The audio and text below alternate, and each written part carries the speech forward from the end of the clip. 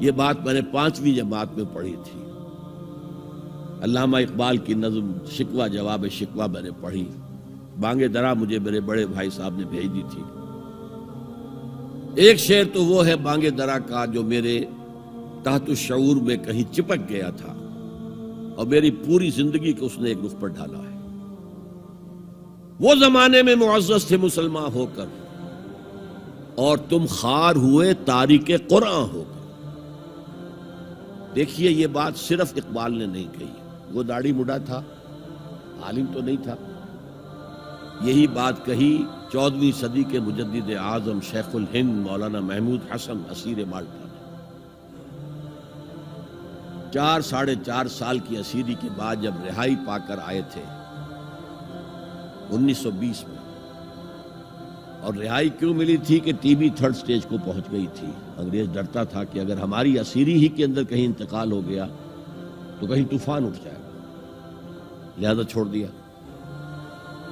دیوبند میں ایک جلسہ منعقد ہوا اور وقت کے سارے بڑے بڑے علماء موجود. اشرف علی تھانوی صاحب موجود, شبیر احمد عثمانی صاحب موجود, مولانا حسین احمد مدنی موجود, ہمارے جو پاکستان میں مفتی محمد شفیع صاحب موجود. اور انہوں نے یہ واقعہ لکھا ہے اپنی کتاب میں وحدت امت میں کہ شیخ الہند نے کہا کہ ہم نے تو اپنی 4 سالہ دور اسیری میں جتنا ہی غور کیا ہے, ہمیں اپنے زوال کے 2 اسباب نظر آئے ہیں.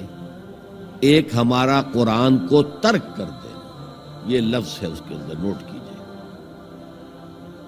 حالانکہ علماء نے قرآن کو ترک کیا ہے, لیکن اگر آپ نے کہا نہیں تو یہ صحیح نہیں ہے, کیا ہے. ان کا سارا زور فقہ پر ہے, حدیث پر ہے, زیادہ زور قرآن پر نہیں ہے. صحیح بات ہے. کہنے والا کون ہے؟ شیخ الہند. ایک ہمارا قرآن کو ترک کر دینا اور دوسرا آپس کے اختلافات. اور مفتی شفیع صاحب نے اس کے اوپر پھر یہ گرہ لگائی کہ حضرت شیخ نے جو 2 باتیں کہی تھی حقیقت میں ایک ہی ہے. ہمارے اختلافات بھی اسی لیے کہ ہم نے قرآن کو ترک کر دیا. تو یہ ہے ایک شعر جو میرے ذہن میں چپک گیا تھا. پھر قرآن سے اللہ نے جو ایک مناسبت دی ذہنی قلبی, اللہ کا شکر ہے, اللہ کا فضل ہے. دوسرا شعر وہ ہے کہ وقت فرصت ہے کہاں, کام ابھی باقی ہے, نور توحید کا اتمام ابھی باقی ہے. پورے کرہ ارضی جب تک کہ توحید سے جلوگر نہ ہو جائے اور اسلام کا ڈنکا نہ بج جائے, اس وقت تک حضور کا مشن مکمل نہیں ہے. حضور حوالے کر کے گئے تھے امت کے. خطبہ حجۃ الوداع میں آپ نے سوال کیا الا هل بلغت, اور 1.25 لاکھ کے مجمع نے جواب دیا انا نشهد انك قد بلغت الرسالة واديت الامانة ونصحت الامة وكشفت الغمة.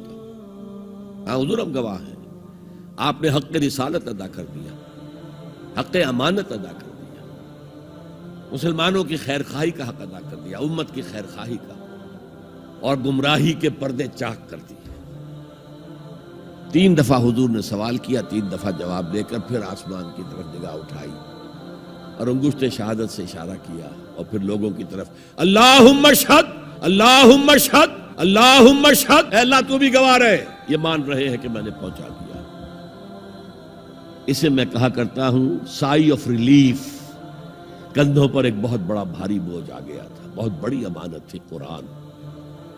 اس کے پہنچانے پر کیا کیا تکلیفیں اٹھائی ہیں. پاگل کہے گئے, مجنون کہے گئے, شاعر کہے گئے, ساحر کہے گئے, مسحور کہے گئے, کیا نہیں کہا گئے. اور پھر جو مارے کھائی ہیں, جو 3 سال کی شیب بنی ہاشم کے اندر اسیری تھی, جس میں کھانے پینے کی چیزیں گھاٹی میں داخل نہیں ہو سکتی تھی.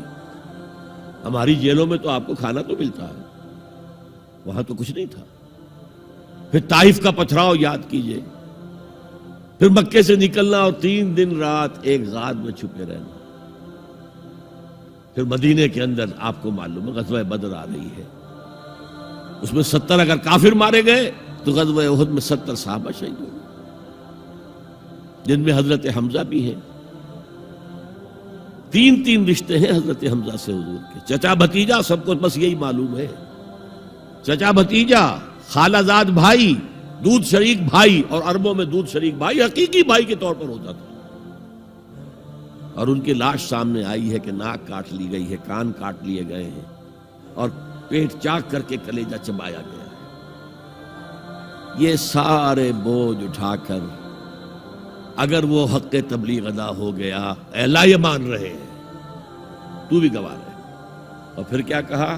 فَلْيُبَلِّغِ الشَّاهِدُ الْغَائِبَ. اب جو یہاں موجود ہیں ان کا فرض ہے کہ ان کو پہنچائیں جو یہاں نہیں ہے.